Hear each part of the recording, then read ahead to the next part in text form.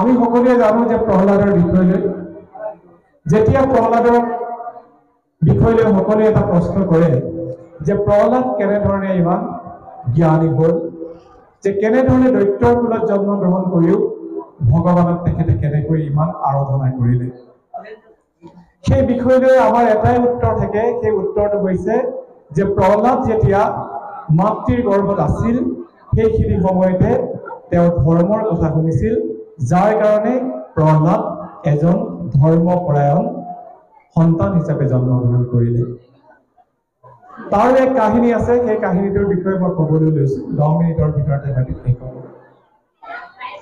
এবাৰ হিৰণ্যকশিপুৰে সিদ্ধান্ত ল'লে যে তেখেতে হিমগিৰি পৰ্বতত গৈ ধ্যান কৰিব, যাতে তেখেতে অমৰত্ব বৰ লাভ কৰিব পাৰে। আৰু সেইকাৰণে তেখেতে নিজৰ পত্নী বা ৰাজৰাণী কয়াধুক ক'লে যে কয়াধু, মই কালিলৈ হিমগিৰি পৰ্বতলৈ যাম আৰু যেতিয়ালৈকে মই অমৰত্ব লাভ কৰিব নোৱাৰো অমৰত্বৰ, তেতিয়ালৈকে মই উভতি নাহোঁ। তেতিয়া কয়াধুৱে ভাবিলে যে মহাৰাজ যদি গুচি যায় তেতিয়াহ'লে মোৰ বিশেষ একো কথা বাৰ্তা পতাই নহয়, কাৰণ তেখেত কেতিয়া উভতি আহিব কি কথা কোনো ঠিক নাই। তেতিয়া কয়াধুৱে ক'লে যে মই আপোনাক স্বাগতম জনাইছো স্বামী, আপুনি যাওক, কাৰণ আপুনি দৈত্যকুল বচাবৰ কাৰণে এই সিদ্ধান্ত গ্ৰহণ কৰিছে। তেতিয়া হিৰণ্যকশিপুৰে সুখী অনুভৱ কৰিলে। কয়াধুৱে পুনৰ ক'লে যে স্বামী, আপুনিতো গুচিয়ে যাব তপস্যা কৰিবৰ কাৰণে, আৰু আপুনি কৈছে যে আপুনি কেতিয়া উভতি আহিব তাৰ কোনো ঠিকনা নাই, গতিকে আপুনি এটা দিন মোৰ লগত আজি কটাওক। পুৱাৰ পৰা কয়াধুৰ লগত হিৰণ্যকশিপুৰে কথা বাৰ্তা পাতি আছে, ধৰ্মৰ কথা পাতিছে, ৰাজ্যৰ কথা পাতিছে, নিজৰ পৰিয়াল স্বজনৰ কথা পাতিছে।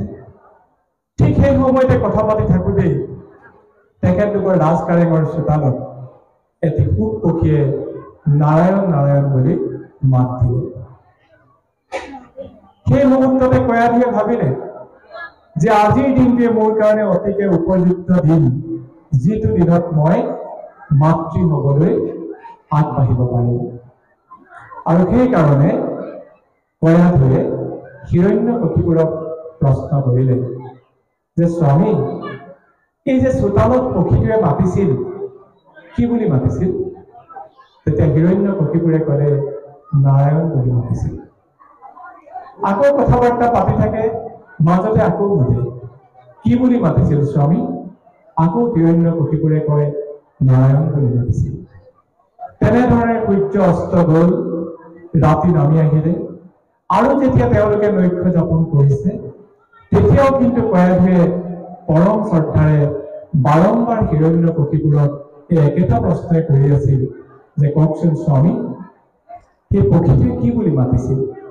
আৰু হিৰণ্যকশিপুৰে কৈছিল নাৰায়ণ বুলি মাতিছিল। বাৰম্বাৰ হিৰণ্যকশিপুৰক এই প্ৰশ্নটো কৰা হয়, আৰু হিৰণ্যকশিপুৰে বিনম্ৰতাই উত্তৰ দিছিল নাৰায়ণ বুলি। আৰু তেনেধৰণে গৰ্ভত থিতাপি লৈছিল প্ৰহ্লাদে। সেই সময়ত নাৰায়ণৰ নাম লৈ যোগ্য পিতৃ হিচাপে হিৰণ্যকশিপুৰ পৰিৱৰ্তন হৈছিল, আৰু যোগ্য মাতৃ হিচাপে আছিল কয়াধু। যেতিয়া যোগ্য মাতৃৰ গৰ্ভত যোগ্য পিতৃৰ বীৰ্য হ'ব, তেতিয়াই এজন ধাৰ্মিক সন্তান হিচাপে পৃথিৱীলৈ তেওঁ আগমন ঘটিব। গতিকে এটি সন্তান যেতিয়া জন্ম হয়, তেতিয়া সেই সাতটা ধাতুৰ ভিতৰত 4টা ধাতু পিতৃৰ আৰু 3টা ধাতুৰ মাতৃৰ। গতিকে এটি সন্তান অবাতে গ'লে আমি যদিও মাতৃসকলৰ গাত দুখ চাপি দিওঁ, কিন্তু তাৰ কাৰণে আমি পিতৃসকলো জগৰীয়া। কিন্তু এই ক্ষেত্ৰত আমাৰ মাতৃসকলৰ এক বিশেষ ভূমিকা আছে। নিজৰ স্বামী যদি অবাবতে যায়, সেই স্বামীক কিন্তু সৎ পথলৈ যাতে ঘূৰাই আনিবৰ কাৰণে তেখেতলোকে অহুপুৰুষ কৰে।